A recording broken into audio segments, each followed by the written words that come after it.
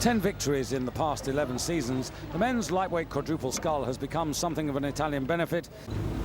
And nobody got an advantage on that first stroke, so it's all to play for as they move to the first 100 metres of the race. And the Italians, well, what a crew they are. Great pedigree in this event, but the French, who are the fastest in the heats, they've moved out very well as the crews move towards the 100-metre mark, and we see the blades of the Germans just a little bit late. The bowman in the German quad there, that's Karl Ansbach, as they move past the 100 metres. Well, this is a race which over the years has become something of an Italian benefit. The Italians no less than 10 times in the last 11 editions. That said, at the moment they're being led by the French, and then two away from the top of the picture there in the yellow boat you have Germany. Denmark are right on the far side, and just off the pace closest to you on camera are the Americans. But France and Italy expected to fight this out given their performances earlier on in the regatta. Well, I think most people's pick for gold is going to be the Italians here, but if you were out to beat them, then you'd want to take them on right from early on in the race, and certainly that's what the French quad, this French quad here, have planned to do. Great shot there from the bowman from France, Remy Di Girolamo. He looks very smooth and relaxed. Little look across there from the two-man pierre-etienne as the Italians just start to track the French. And really, the French have made their move in the first part of this race. And, well, can the Italians move through? Well, we shouldn't write off the British, because actually they're closest to the French, then the Italians. Germany just losing a little bit of ground now, as are Denmark and the United States. Here are the Germans, Kai Ansbach in the bow, then Knud Lange, Joachim Drews and Alexander Bernhard, and they're going to have to move now in this second quarter to put themselves back in the race. Yeah, the trouble is when somebody's gone out as quick as the French have to try and take on the Italians, you could get left for pace, and the Germans who took silver in Lucerne, well, their coach Peter Berger is going to say, you've got to get up there, you've got to be in contest in the middle 1,000 metres. Here are the British, Dave Curry from Bridgend in the stroke seat, Chris Bartley, Robert Williams and Simon Jones. And they also illustrate the progress that's been made in the last 18 to 24 months in the lightweight division of British rowing and sculling. Yeah, their coach Rob Morgan's done a fine job, and we can just see the British bowman Simon Jones going down the boat there to Robert Williams, Chris Bartley and Dave Curry, really shoving that finish off. That's a great finish shove. You don't normally see that from British crews as the Italians challenge now.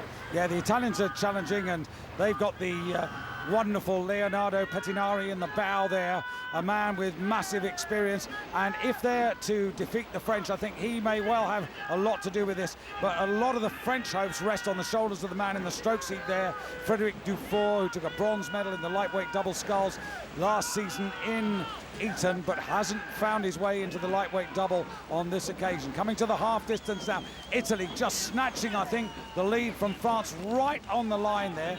Great Britain in third place ahead of Germany, and still Denmark and the United States making little impression on the leaders. Yeah, that's a very, very shrewd move by Italy. I mean, they've waited, and then the second half of the race, it's not that they've made a burst or anything dramatic like that, but they've just kept their pace, and the French, who really pushed in that first part, their pace has just dropped off ever so slightly. Well, it is the French and the Italians who've got really experienced and settled crews. Daniel Danassin, Luca Moncada, Daniela Gilardoni, sitting in the stroke seat, the 2-seat and the 3-seat for Italy. They were all in the boat last year when they took the gold medal. Pettinari's the man who's come in, and arguably that makes the boat even stronger when you consider that he was a lightweight world gold medalist in 2001, 2002, 2003 with Elia Luini before the partnership just broke up. Absolutely, and looking at the Italians there just in blue, you just see they grab the water really well and then just get hold of that water and then let the shove take the boat past it. Really locked well. An absolutely impressive way to row the third quarter of the race, but the French still impressive, hanging on in there, and they're making sure the Italians aren't going to have it their own way. Yeah, sitting behind Fabien Dufour, Maxime Goisset. He was a bronze medalist in this boat last year, as was their bowman. Coming through to the 1,500-metre mark, Italy with now about half a length now over the French, and then Great Britain and Germany vying for that bronze medal. Way out on the far side, we've got Denmark and then the United States, but they're really not at the races. This is all about France and Italy at the moment. Great Britain and Germany. The camera slightly telling a different story. But as you can see now, Great Britain closest to you at the moment. They're just in front of the Germans in that yellow boat on the far side. Meanwhile, Italy pouring it on here, pouring it on, and they've gone 3/4 of a length up. Yeah, that's a great move, because that's left the finish in no doubt. They're going to be ahead at the finish line with that pace. France hanging on in there too, but Germany have to look across. That's awkward for them because they can't quite see the British just out of their point of view, and they've got to find a sprint with 2:50 to go.